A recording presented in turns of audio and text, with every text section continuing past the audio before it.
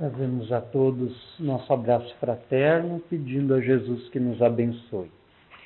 O tema que preparamos para a noite de hoje, como está ali exposto, intitula-se No Mundo Terreno, a fim de reflexionarmos um pouco sobre o planeta que nos carrega pelo universo na atual existência e sobre as nossas conexões com ele.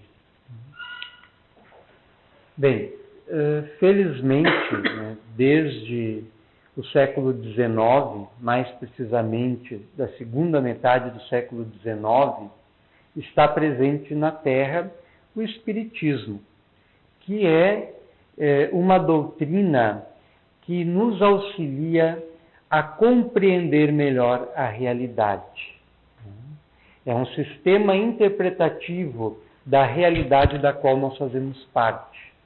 E, do nosso ponto de vista, não existe nenhum que se compare a ele, por tanger todos os aspectos da vida, tanto material quanto espiritual. É uma síntese do conhecimento humano e, sem sombra de dúvidas, é o roteiro para a regeneração da humanidade através da regeneração do homem. Então, o Espiritismo, numericamente, apresenta poucos adeptos, no Brasil como no mundo, mas é o que alguns intelectuais vão chamando de minorias criativas, que farão a diferença no contexto global. É o que Jesus asseverava acerca do fermento. Um pouquinho de fermento leveda a massa toda.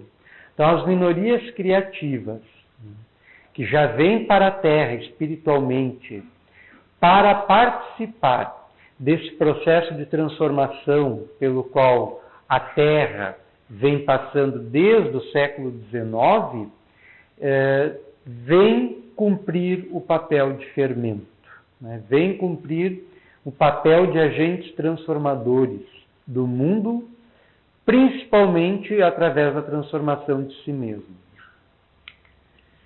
A doutrina espírita apresenta, como do conhecimento de todos, como princípios fundamentais: Deus, a alma, sendo ela pré-existente, sempre existente e sobrevivente ao corpo físico, a pluralidade das existências ou reencarnação, a pluralidade dos mundos habitados, a comunicabilidade dos espíritos de todo o universo, através dos processos medianímicos, Jesus como modelo e guia, e apresenta uma ética universal, que tem validade aqui na Terra, como em qualquer outro plano habitado do universo, por apoiar-se na ética evangélica, que também é transcendental, que também tem esse caráter de universalismo. Vale em qualquer lugar do universo, estando acima de qualquer posicionamento social, político ou religioso.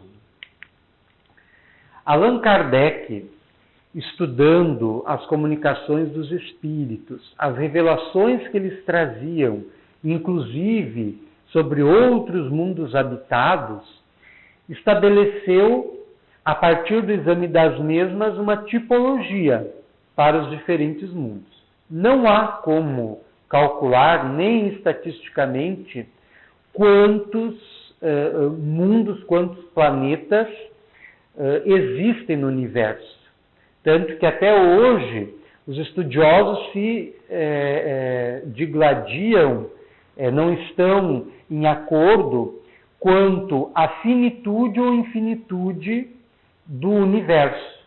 Para se ter uma ideia, Albert Einstein, sem sombra de dúvida o maior gênio do século XX, disse o seguinte sobre o universo: o universo é finito, porém sem fronteiras.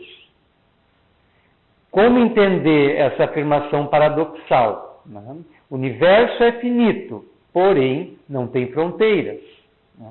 Então, os estudiosos no campo da cosmologia, da astronomia, da astrofísica, não estão em consenso quanto às proporções do universo, e nem teriam como estar, né? Porque a nossa observação, mesmo tendo à disposição telescópios astronômicos, como é o caso do Hubble, que é um telescópio orbital, né? Ele não está na Terra, ele está no espaço, fotografando o universo. A nossa visão do universo é muito fragmentada, é muito segmentada, é muito limitada. Então, nós temos só uma visão ínfima do que é o universo. Então, a partir disso, né, já fica difícil de fazer sequer uma estimativa de quantos mundos existam. Por isso que Allan Kardec coloca no Evangelho segundo o Espiritismo, no capítulo 3º, que traz o título de um dos mais importantes ensinamentos do Cristo, há muitas moradas na casa do Pai, sendo essa afirmação passível de ser interpretada de diferentes maneiras, mas a interpretação que Allan Kardec dá neste capítulo é de que a casa do Pai seria o universo, as muitas moradas, os mundos habitados. Allan Kardec, ao estudar esta questão no capítulo referido, ele cria essa tipologia, mas esclarecendo que ela em nada tem de absoluta, que apenas procura abarcar os diferentes mundos existentes através das suas condições mais morais e espirituais do que físicas. Até porque nós nem temos como imaginar alguns tipos de mundos que com certeza não guardam nenhuma relação, tanto na forma quanto na estrutura, com o nosso. Então, Allan Kardec fez a seguinte divisão: mundos primitivos, destinados às primeiras encarnações dos espíritos, mundos de expiações e provas, onde predomina o mal. É assim que Allan Kardec classifica o mundo de expiações e provas, onde predomina o mal. E é nessa categoria que o nosso mundo, que a Terra, se encaixa ainda. Mundos de regeneração, onde aqueles que ainda têm alguma coisa a expiar se retemperam, aurem novas forças para as experiências que lhe aguardam, caminhando para um equilíbrio entre o bem e o mal, as coisas positivas e as coisas negativas. Então, no mundo de regeneração, que muitas vezes a gente sonha como sendo paraíso na Terra, está longe ainda de ser um paraíso. Ele vai continuar sendo um mundo cheio de imperfeições. Quando a Terra galgar esse estágio, né, subir esse patamar, ela continuará sendo um mundo com as suas imperfeições características, porém melhorado. Os mundos ditosos, onde predomina o bem, é a definição de Allan Kardec. Então ele não anula a existência do mal. Ele coloca onde predomina o bem, nos mundos ditosos. E os mundos celestes ou divinos, estes sim, destinados à habitação dos espíritos puros, dos espíritos redimidos. Bem, lugar da Terra no universo. A nossa Terra, pela sua estrutura e tamanho, ela é um dos menores planetas do sistema planetário ao qual ela pertence, que é o Sistema Solar, que é formado por 9, agora 8 planetas, né? O nono perdeu essa titulação, né, de planeta, não sei por que esse preconceito para com Plutão, né? Então a Terra, comparada aos demais planetas do nosso sistema, ela é um dos menores, né? Aqueles até está organizado por ordem de tamanho, né? Mas a posição da Terra no Sistema Solar é do terceiro planeta a partir do Sol. É o Sol, daí Mercúrio, Vênus, Terra, Marte, Júpiter, Saturno, Urano, Netuno e Plutão. Então a Terra está inserida no Sistema Solar, que por sua vez está inserida na Via Láctea. Isso aqui é ilustrativo, porque nós não temos a visão da Via Láctea, porque nós estamos dentro dela. Então não existe como ter uma ideia. Se pressupõe que o formato dela seja este em comparação com outras galáxias observadas, que tem esse formato espiralado. Mas existem outras galáxias com configurações diferentes, né? Configurações elípticas, entre outras. Né? Então, a Terra se encontra na periferia do Sistema Solar, que porventura se encontra na periferia da Via Láctea, que porventura se encontra na periferia de um conglomerado de galáxias. E por aí vai, até onde o nosso pensamento não consegue avançar mais. Então, a Terra, na visão espírita, é um mundo de expiações e provas. Lembrando que expiações são aquelas condições as quais a lei nos impõe, sem que nós tenhamos anuído com a nossa vontade, sem nós termos optado por aquilo. São os impositivos da lei. Né? As provas, né, ao contrário, elas estão ligadas ao nosso livre-arbítrio, ao nosso poder de escolha, às decisões que fizemos antes de encarnar. Né? As expiações não, elas são impositivas. As provações, elas estão condicionadas ao nosso poder de escolha, que por sua vez está subordinado ao nosso grau de consciência. Quanto mais evoluída, mais dilatada for nossa consciência, maior o nosso poder de escolha e, consequentemente, a nossa responsabilidade. Então, na Terra ainda predomina o mal, nem é preciso afirmar, porque nós vivenciamos isso cotidianamente, né? Da nossa família à sociedade, da sociedade ao mundo. Né? Nós convivemos com toda sorte de problemas, desde desentendimentos conjugais, desarmonias domésticas, até conflitos isolados ou guerras que mobilizam o planeta inteiro. Então, esse é o retrato, em suma, do planeta Terra, né? Um mundo onde ainda predomina a inferioridade, as imperfeições, os vícios, as dificuldades de compreensão, a ignorância, a maldade, etc. E esta é a razão das nossas misérias, né? Essa é a razão das nossas dificuldades. O Espírito Emmanuel, numa obra extraordinária, psicografada no ano de 1938, no espaço de 36 dias, em reuniões semanais, no Centro Espírita de Luiz Gonzaga, acho que esse é o nome, né, do Centro Espírita lá em Pedro Leopoldo, né, Luiz Gonzaga,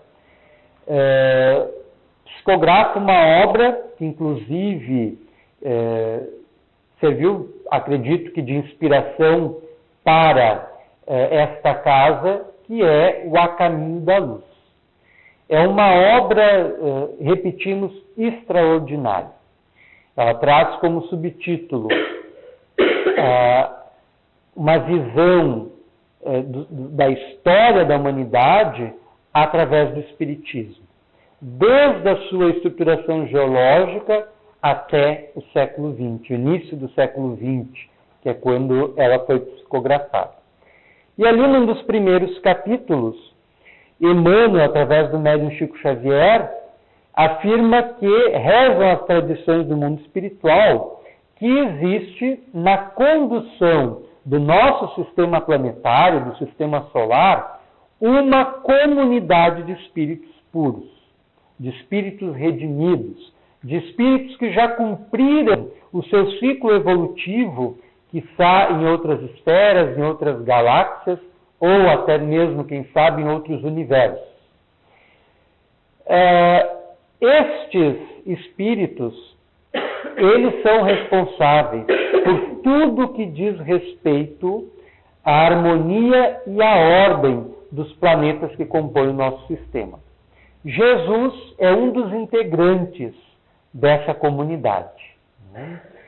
Segundo Emmanuel, essa comunidade só esteve reunida nas proximidades espirituais da Terra durante 2 ocasiões, durante 2 momentos históricos. O primeiro, durante a formação da Terra, quando os espíritos desligam a porção de massa, de poeira cósmica da nebulosa solar, a fim de esculpir-lhe a estrutura geológica, sendo esse processo encabeçado por Jesus. E o outro momento teria sido quando da encarnação de Jesus na Terra. Seriam os 2 momentos em que essa comunidade de espíritos puros teria se reunido próximo à Terra, em função da gravidade, da importância dos acontecimentos.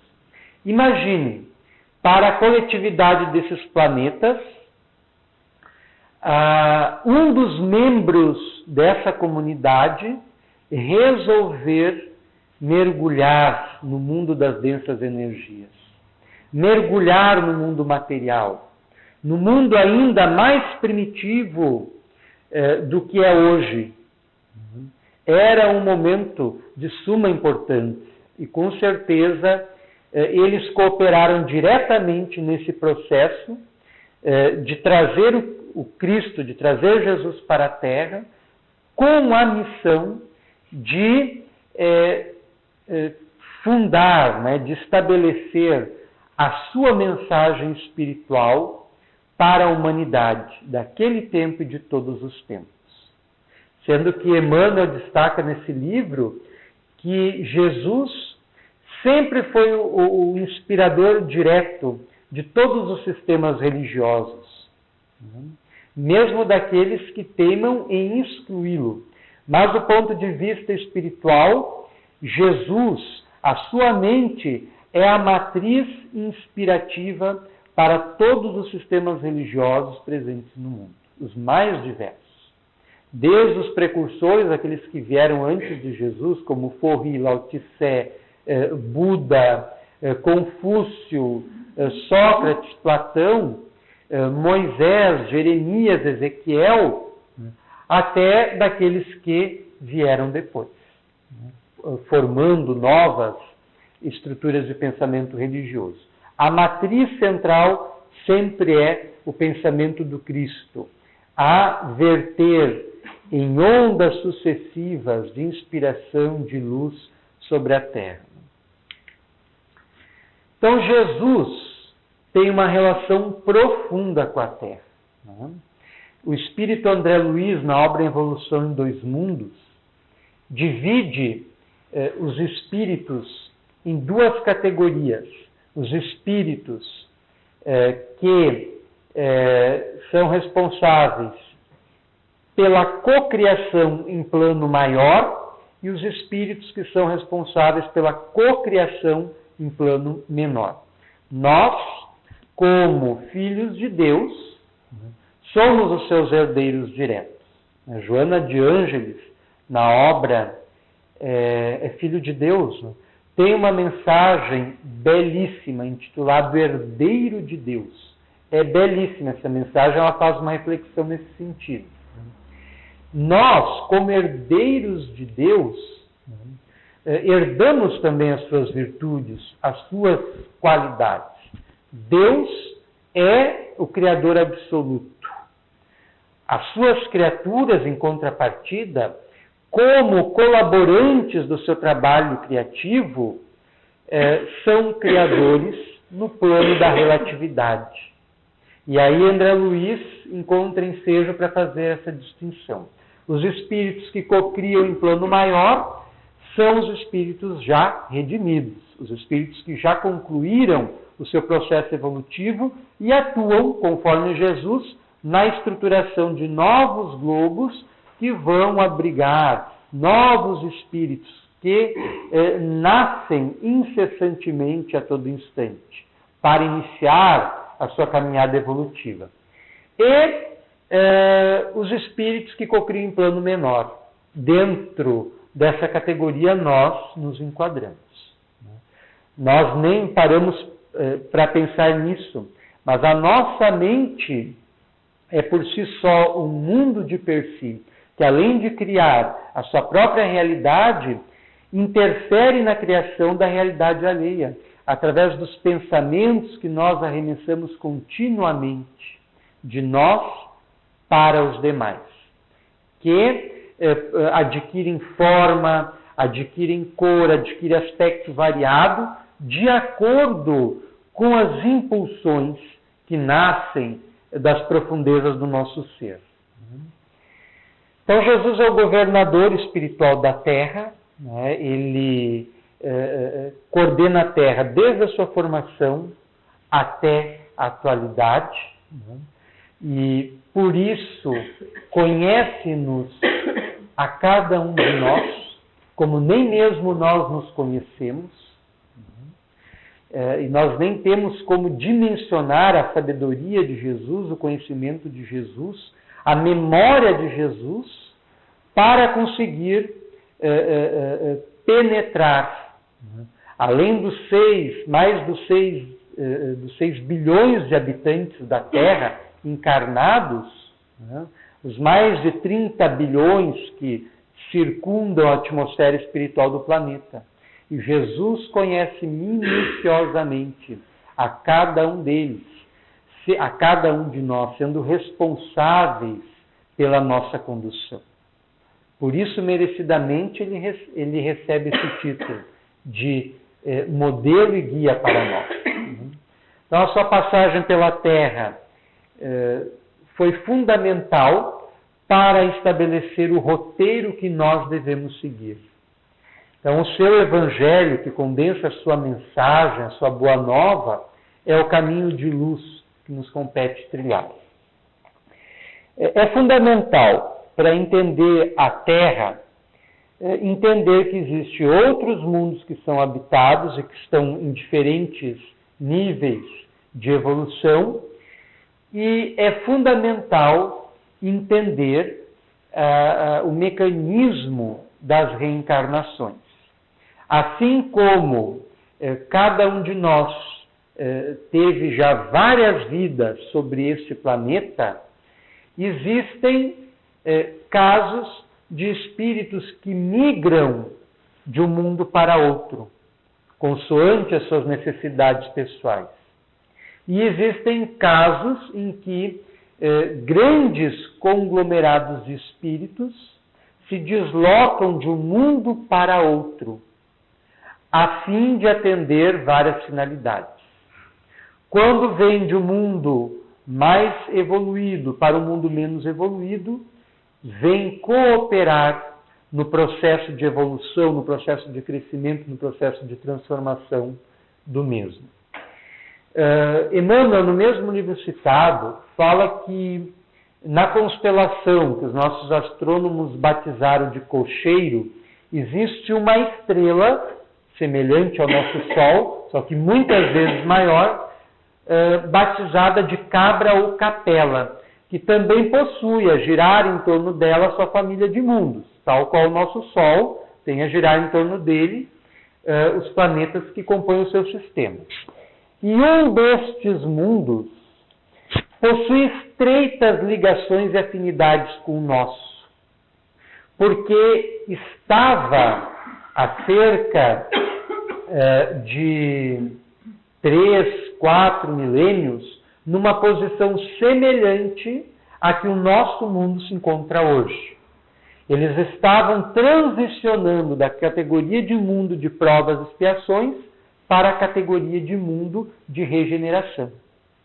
Mas havia uma grande quantidade de espíritos, Emmanuel afirma que somavam milhões, que não concordavam com as transformações pelas quais o mundo estava passando e permaneciam numa condição de revolta.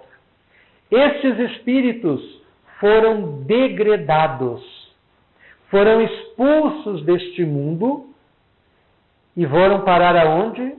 Foram parar aqui na Terra. Imaginem, há 4, 5 milênios. Sob a égide, sob o comando de Jesus, que os recebeu a todos, mesmo sendo espíritos rebeldes, sendo espíritos comprometidos consigo mesmos, sendo espíritos cujo orgulho, vaidade, egoísmo era feroz, era tremendo, e esses espíritos, de acordo com as suas afinidades, foram progressivamente reencarnando na Terra, formando as matrizes civilizacionais do nosso planeta. Um conjunto desses espíritos reencarnou no norte da África, onde hoje é o Egito, as margens do rio Nilo, edificaram a civilização egípcia. Segundo Emmanuel, a maioria dos espíritos que reencarnaram ali no Egito eram os mais evoluídos, mesmo os comprometidos com a lei divina. Após as suas primeiras encarnações na Terra, retornaram melhorados para o sistema de onde procediam. Outro grupo constitui o dos hebreus, outro dos indianos e outro grupo o dos indo-europeus, ou dos árias, que englobam então os indo-europeus, os latinos, os aqueus, eólios, dórios, que vão dar origem à civilização grega, os latinos que vão dar origem à civilização romana, os germanos, os eslavos e por aí vai, que vão originar mais tarde todo o mundo europeu. Então, essas 4 matrizes civilizacionais do nosso planeta, que se distinguem por características próprias, guardam a sua origem em outro planeta.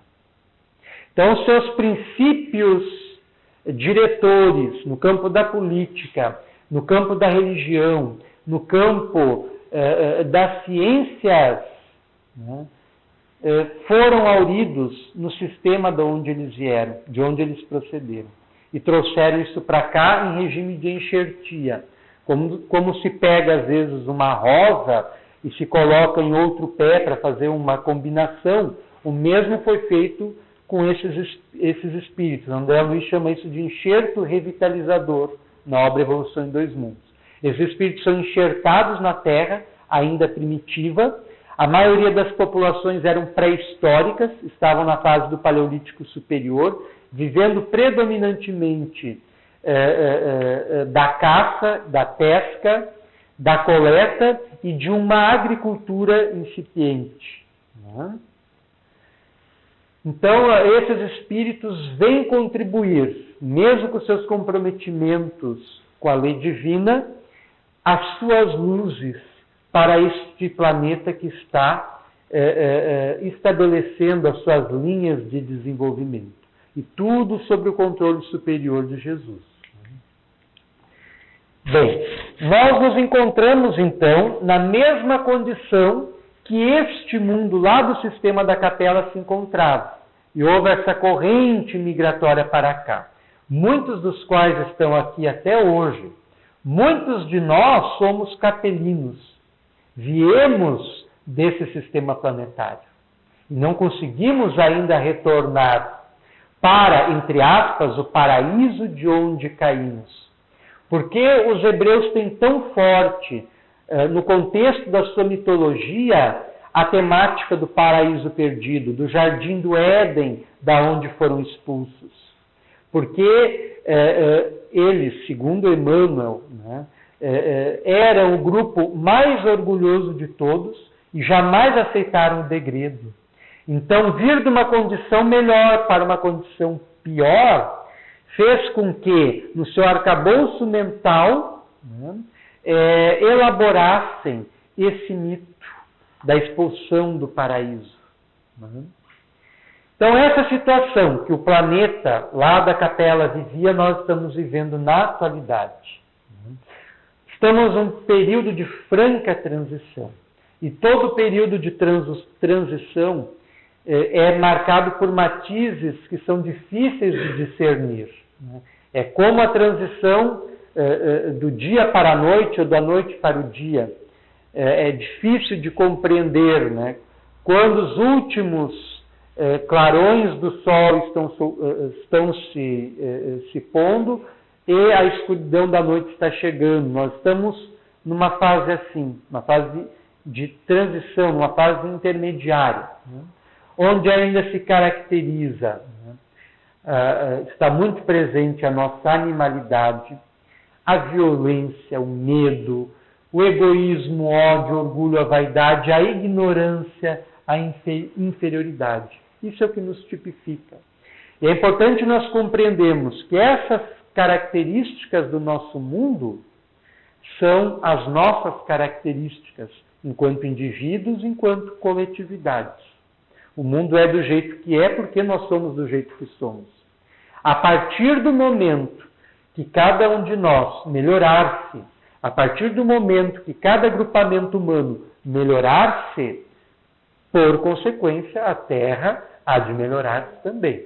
Então, a mudança na hierarquia dos mundos, no caso da Terra, depende exclusivamente da nossa decisão em melhorarmos. Nos veio à mente agora um livro muito interessante. Ele não é espírita. Se chama A Conspiração Aquariana. Conhecíamos esse livro pelo título há muitos anos, mas tínhamos muito preconceito em relação a ele. Achávamos que tratava de questões astrológicas, etc. e tal. Ele foi escrito por uma exímia, uma notável jornalista norte-americana chamada Marilyn Ferguson. E a análise que ela faz no livro é justamente sobre o processo de transição que nós estamos passando no momento. Nas diversas áreas, na ciência, na medicina, na educação, na política, onde ela analisa as principais correntes de pensamento da atualidade e o seu impacto no novo mundo que nós estamos configurando, que nós estamos auxiliando a configurar, embora uns sejam mais conscientes, outros menos conscientes de serem sujeitos partícipes desse processo. Então é um livro muito interessante, A Conspiração Aquariana. Não tem nada a ver com astrologia, e não desmerecendo a astrologia também, né? Merece o nosso respeito, porque há muitas pessoas que dão um tratamento sério para essa questão, e é algo que vem também lá do sistema da capela, né? Que se desenvolve principalmente no Egito e na Mesopotâmia, e é muito mais antiga do que a astronomia enquanto ciência. Né? Então, fugindo do assunto de novo, André Luiz, no Agenda Cristã, escreve pelas mãos do Chico Xavier que sobre a questão da interferência dos astros, se influencia ou não em nossa vida. Porque, cientificamente, a função dos astros exerce apenas uma influência física. Mas evidente que, em função das mentes que habitam esses globos, que eles possuem a sua psicosfera espiritual, a sua psicosfera mental, e que isso exerce uma influência em seu derredor. Então, André Luiz escreve lá que se os astros influenciam ou não, essas influências não são determinísticas. Então, essa é uma afirmação importante. Características do mundo de regeneração: espiritualidade mais acentuada, compreensão generalizada, paz dentro e fora de nós, altruísmo, amor, humildade, retidão, sabedoria e superioridade. O curioso é que nós encontramos no momento essas características, todas elas presentes na atualidade. Nós encontramos o vício, mas também encontramos a virtude. Né? Nós encontramos os criminosos, mas encontramos também os santos, os caridosos, aqueles que abdicam de si próprios para ajudar e servir os outros. Nós encontramos as pessoas ignorantes das coisas do Espírito, mas encontramos as pessoas sábias nessas áreas e que servem de lumes, servem de inspiração para aqueles que vêm pós a eles. Então nós estamos nessa fase de transição e somos responsáveis para efetuar essa mesma transição no contexto da nossa vida, no contexto da nossa família, no contexto das nossas relações. Emmanuel, no livro Consolador, na questão 221, afirma o seguinte: reconhecemos, pois, que na atualidade do orbe, toda a iluminação do homem há de nascer, antes de tudo, do sentimento. O sábio desesperado do mundo deve volver-se para Deus como a criança humilde, para cuidar dos legítimos valores do coração, porque apenas pela reeducação sentimental, nos bastidores do esforço próprio, se poderá esperar a desejada reforma das criaturas. É a melhora de si, para que essa melhora se reflita no entorno. É como a flor. A flor espalha a sua beleza e o seu perfume entre aqueles que a veem e aspiram o seu aroma. Nós precisamos cumprir uma função de flores na atualidade terrena. Espalharmos beleza, espalharmos perfume, contribuirmos para tornar a vida melhor, a nossa e a daqueles que estão sob a nossa tutela, sob a nossa responsabilidade, sob a nossa influência direta. Até porque essas relações, nós bem o sabemos, se perdem na noite dos tempos. O grupo ao qual nós pertencemos, a rigor, é o mesmo grupo no qual nós temos encarnado, desencarnado, reencarnado há muitos séculos. E por isso nós jamais poderemos deixar de prestigiar, de valorizar e de contribuir para o seu engrandecimento. E no cerne de tudo está o sentimento. Nós precisamos voltar cada vez mais nossa atenção para o mundo dos nossos sentimentos, para o mundo das nossas emoções. Daniel Goleman chama atenção para essa questão, afirmando que o problema da humanidade no momento é não saber lidar com as suas emoções. Um cientista da área psicológica, trazendo com o peso da sua cátedra, do seu PhD, da sua formação científica, do mérito acadêmico que ele conquistou, fazendo essa afirmação que o Espiritismo já faz desde a sua origem, a de que é necessário, urgente, imediato, fazermos um trabalho dentro de nós mesmos. Divaldo Franco, no livro Palavras de Luz, conta uma historinha muito interessante, que deve ser conhecida de todos aqui, vamos sumariá-la. Era um alto diplomata norte-americano que estava realizando uma reunião em seu lar e estava responsável pelo filho de 5 aninhos. E o filho estava interrompendo a reunião o tempo inteiro, pedindo para que o pai brincasse com ele. Então, o pai, tendo que dirigir a sua concentração para a reunião, para a pauta da reunião que eles mantinham, ele vai, pega uma revista, folheia, acha a fotografia lá do mapa, arranca aquela folha, rasga em vários pedaços e entrega aqueles pedaços de papel para a criança e o confia a babá. E diz para ele: assim que você montar esse mapinha, aí era o mapa do mundo, assim que você montar esse mapinha, o papai vai brincar contigo. E a criança pegou aqueles papéis como se fosse o brinquedo mais bonito, mais legal do mundo e saiu correndo dali na companhia da babá. E o pai voltou à reunião, certo de que não seria incomodado pelo filho, porque eu mesmo não tinha nenhum conhecimento de geografia com 5 anos e seria incapaz de montar aquele mapa. Só que, para sua surpresa, 5 minutos depois, a criança retornou. E para surpresa do pai e dos demais diplomatas, boquiabertos, a criança trazia um mapa montado. E a pergunta foi inevitável: mas meu filho, como conseguiste montar esse mapa tão rápido? Ele perguntou para o filho se a babá tinha ajudado, e o filho respondeu que não. E disse mais: foi fácil, papai. Do outro lado da revista tinha a figura de um homem. Eu consertei o homem, eu consertei o mundo. Então essa história que o Divaldo conta é muito interessante, porque nos remete justamente à questão central, de que a Terra não melhorará enquanto não melhorarmos. O Livro dos Espíritos inicia, na sua questão número 1, tratando sobre Deus. O que é Deus? Respondem os Espíritos. É a inteligência suprema do universo, causa primeira. Causa primeira, inteligência suprema do universo. E encerra, na sua questão 1019, com a seguinte pergunta: poderá jamais implantar-se na Terra o reinado do bem?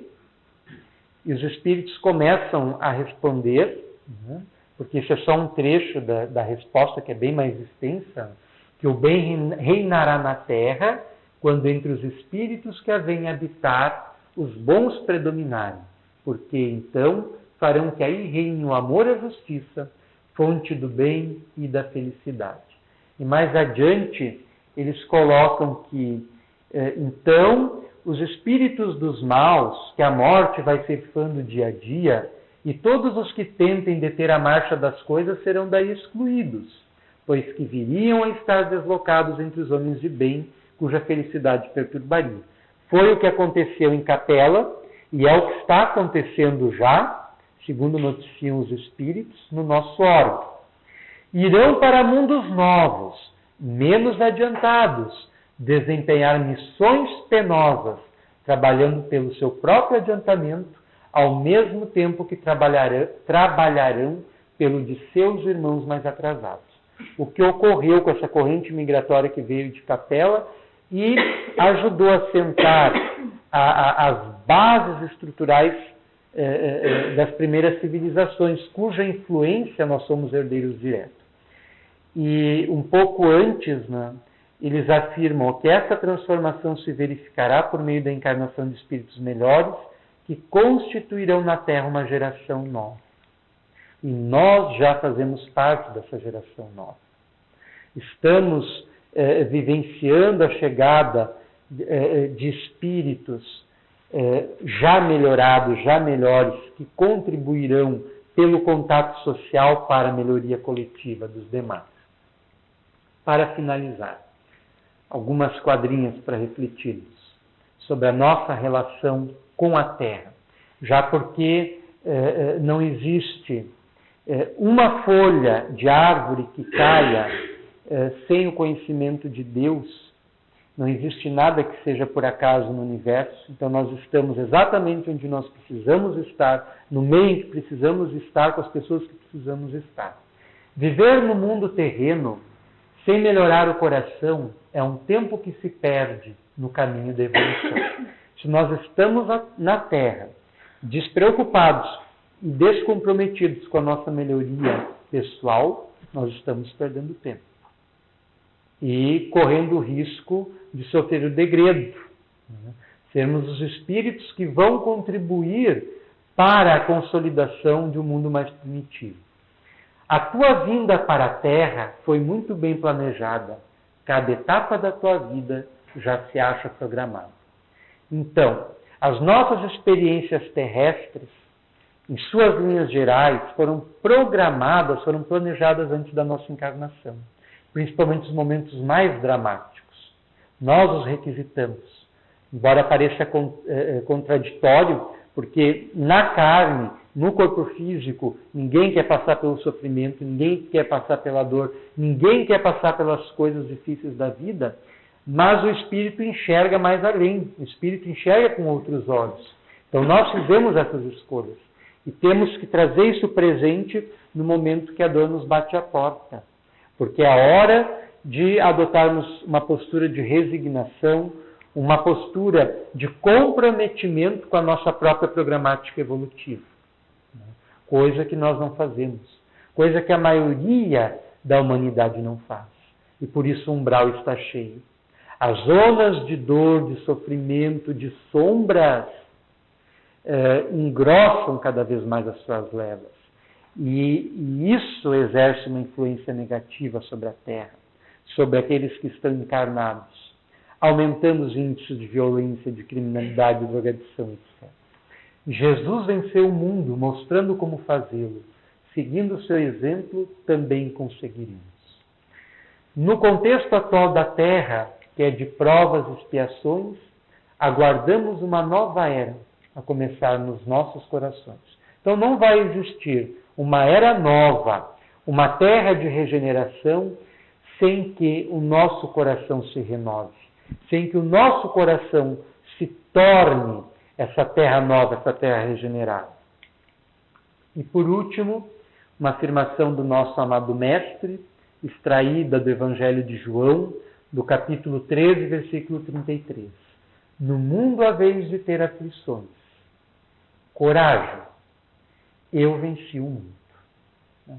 Essa afirmação do Cristo é uma das mais importantes e tem o poder de nos emular para enfrentarmos as nossas dificuldades diárias, os nossos desafios cotidianos com coragem, com resignação, a fim de sairmos vitoriosos.